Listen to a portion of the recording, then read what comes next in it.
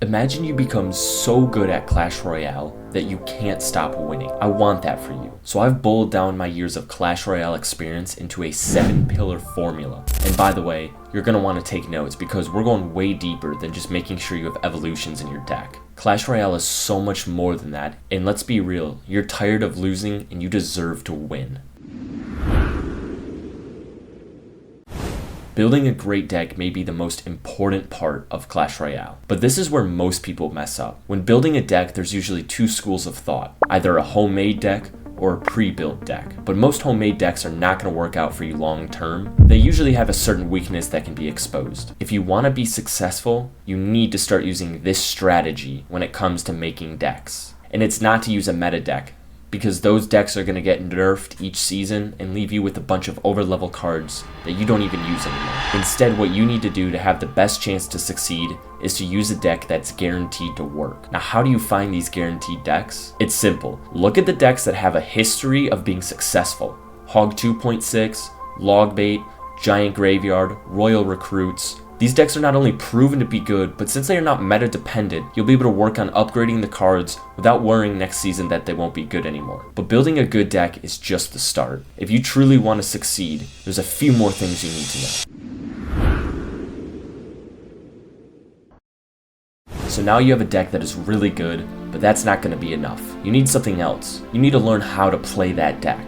If you keep switching decks each season, then you won't be able to get proficient with a specific deck. Switching decks not only means that you will struggle each season trying to learn new cards, but also your card levels are going to keep changing with each deck. Instead, what you need to do is learn a single deck. For example, if you're like me and use Golem beatdown decks, then you need to learn how to play that deck perfectly.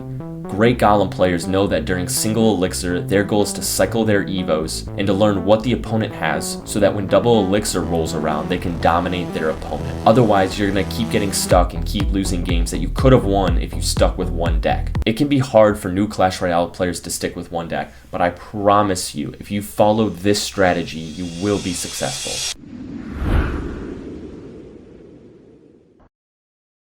Keeping track of your opponent's elixir is essential for anyone who truly wants to become a great Clash player. This is one of the most important skills that Clash players can have, since if you can understand how much elixir your opponent has, it can help you understand when you can and can't make a push. But where most players fail is that they try to count their opponent's elixir and keep track of exactly what they have and when they played it. This is going to set you up for failure unless you have a photographic memory. Instead, try this strategy. Look at how much elixir your opponent has spent, look at how much elixir you've spent, and split the difference. Take this for example. Let's say he plays a Hog Rider, Goblin Barrel, and Ice Spirit, and you counter with arrows and then a mini P.E.K.K.A. He spent 8 elixir, you spent 7, so you have 1 elixir more than him. So now if you look at your elixir bar, you can just know that it's 1 less, and that's what he has, instead of trying to keep track of the individual stats. But this is just the beginning. If you want to be the best, there's more things you need to learn.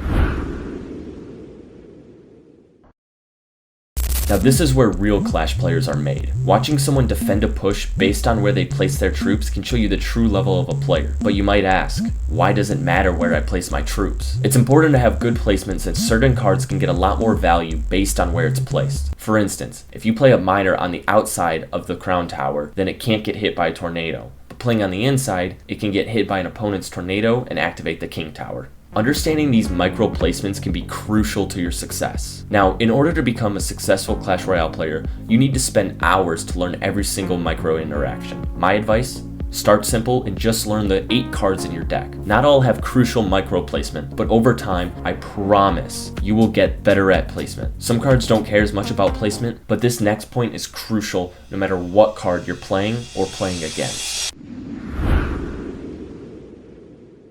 Understanding card matchups is crucial for any Clash Royale player. Without the ability to know how 2 cards will interact with each other, you'll have no way of knowing when to counter and when to just let them be. This will be essential for your success, and I promise you won't regret learning these matchups. How do we learn matchups? It's simple. Learn the 8 cards in your deck. I want you to master these cards. When he plays a Mega Knight and you counter with a mini P.E.K.K.A., that's a +3 elixir trade for you, if you know that the mini P.E.K.K.A. can counter the Mega Knight. If you don't, you might try to keep sending more cards to help defend even when you don't need to. Understanding this balance will take time, but I promise you it will be worth it. If it doesn't go your way the first time around, learn from it and keep trying.